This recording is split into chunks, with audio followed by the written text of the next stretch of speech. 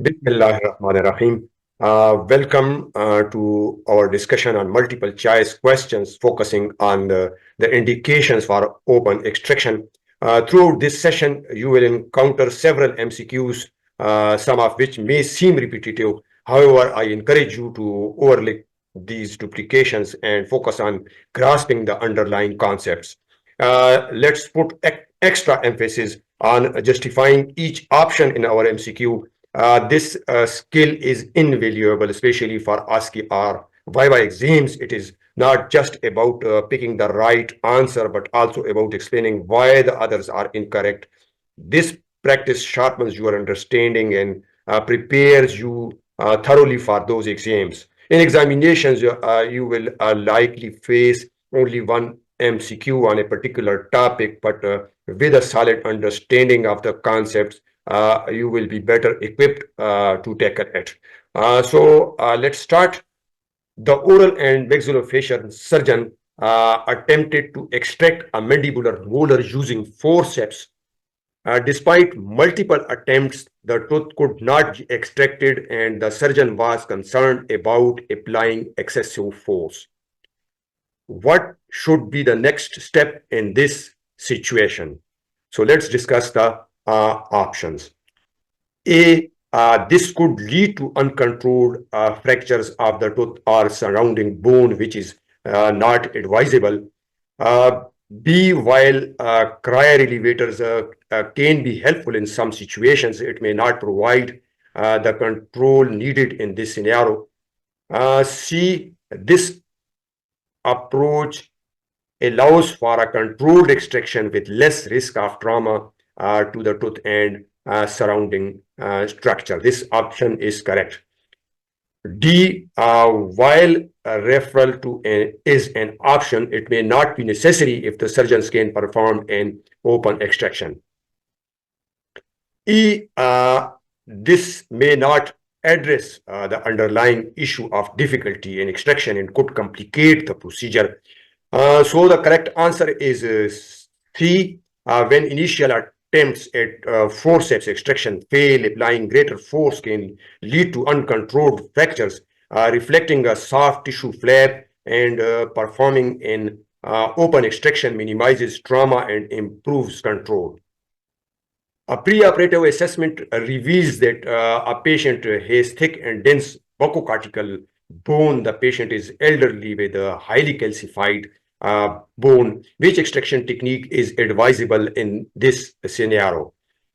This technique is likely to be difficult and may result in fracture of the tooth or bone due to the dense bone structure. This is the recommended approach is it minimizes the risk of fractures and allows for controlled removal of the tooth. C, while elevator can be helpful, they may not provide sufficient control in this case. D, this technique is not appropriate for extraction in this scenario. While osteotomes can be used to section bone, they are not preferred initial approach in this context. So the answer is B. Thick and dense buccocortical bone, particularly in older patients, is less likely to expand with controlled force, making close extraction difficult. Electrosurgical extraction is recommended to avoid fractures. A patient presents with very short clinical crowns and severe atresion, likely due to bruxism. What extraction approach should the surgeon consider? The options are: number one is this method may result in excessive force and potential fracture due to the dense bone and strong periodontal ligament attachments. This may not be sufficient for teeth with dense bone and strong attachments. Applying greater force is likely to cause uncontrolled fractures and should be avoided. This option is correct. This approach is more controlled and less traumatic, especially in cases of dense bone and strong ligament attachment.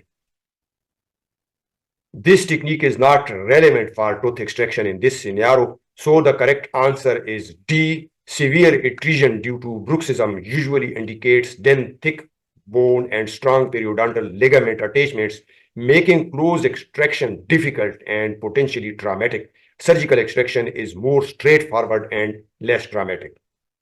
Preoperative radiograph reveals a hypercementosis on the tooth roots of an elderly patient. What extraction method should be considered? Uh, Hypercementosis make the roots bulbous and difficult to extract using forceps alone.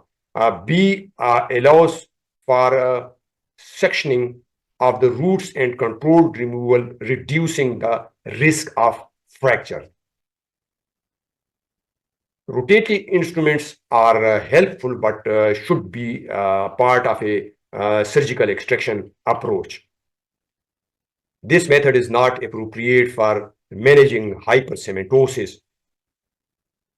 This may not be sufficient due to a complex root structure caused by hypercementosis. So the correct answer is B. Hypercementosis creates a large bulbous root structure that is difficult to remove through the available tooth socket opening. Surgical extraction allows for more controlled and less traumatic removal. An elderly patient presents with a tooth exhibiting large bulbous roots due to hypercementosis. What should be the preferred extraction method? So the first is incorrect. Second one is also incorrect. Use of straight elevator is incorrect because it is, although a straight elevator is helpful but not sufficient for bulbous roots. So this is correct, allows for controlled removal of each root segment, minimizing trauma. Useful as a part of surgical approach but not alone. This is the reason why if the dental burr is only used in this case, then it will not be a successful attempt. So the correct answer is D. Hypercementosis leads to large bulbous roots that are difficult to remove intact. Surgical extraction with root sectioning provides a controlled and less traumatic approach. A patient has a maxillary first molars with roots that are widely divergent and possibly pneumatized maxillary sinus. What is the best approach for extraction? This could lead to fractures due to the divergent roots and risk sinus involvement. This tool is useful but not sufficient alone for complex cases like this is described in the previous slide. This method provides a better control and reduces the risk of damaging the sinus floor. Not appropriate for immediate extraction needs. While useful, they may not provide enough control for such complex root anatomy. So the correct answer is C. Widely divergent roots and the involvement of maxillary sinus necessitate a controlled approach to avoid fractures and sinus complications. Reflecting a soft tissue flap allows for better visualization and access. A patient has endodontically treated molars with large amalgam restorations. What extraction technique should the surgeon consider to prevent crown fracture? Likely to cause a crown fracture due to the large restoration, not sufficient for this situation, not appropriate for immediate extraction needs. This is the correct option, minimizes the risk of crown fracture and allows for controlled removal. While helpful, it may not provide enough control for teeth with large restorations. So the correct answer is D. Endodontically treated molars with large amalgam restorations are prone to a crown fracture under force. Surgical extraction allows for more controlled and less traumatic removal process. A patient has molars with crowns extensively damaged by caries. What is the recommended approach for extracting these teeth? The crowns are likely to shatter, complicating the extraction. Be helpful. but not sufficient for this situation. C is also incorrect, not adequate for extensively damaged crown. D allows for controlled removal and minimizes the risk of crown fracture. So this is correct option.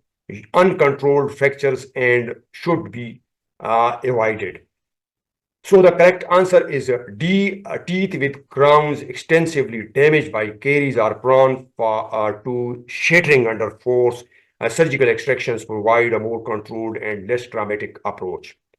A preoperative radiographic assessment of an elderly patient reveals severe dilaceration of the roots of the mandibular molar. What is the recommended approach for extracting this tooth? This could result in root fractures due to the severe dilaceration. While helpful, it may not provide enough control for dilacerated roots. Not appropriate for immediate extraction needs. D is the correct. This method allows for controlled removal of each root segment, reducing the risk of fracture. E, greater force is likely to cause root fracture and is not advisable. So the correct answer is D. Severe dilaceration makes it difficult to remove the roots intact. Surgical extraction with root sectioning allows for a controlled and less traumatic removal. A patient has a molar with a crown that has been lost to caries, leaving retained roots. Which extraction technique is advisable in this situation? The retained roots can be difficult to extract and may fracture. Helpful but may not provide enough control. Insufficient to retained roots with firm surrounding bone. Allows for more controlled removal, minimizing the risk of root fracture. So this was the correct option. Last one is the reason is not appropriate for immediate extraction needs. So the correct answer is D. Retained roots, especially when surrounded by firm bone, are best managed with surgical extraction to ensure a controlled and less traumatic removal. Let's now move on to practicing the remaining more or less the same multiple choice questions. Pause the video after each slide and provide justification for your chosen options. Best of luck.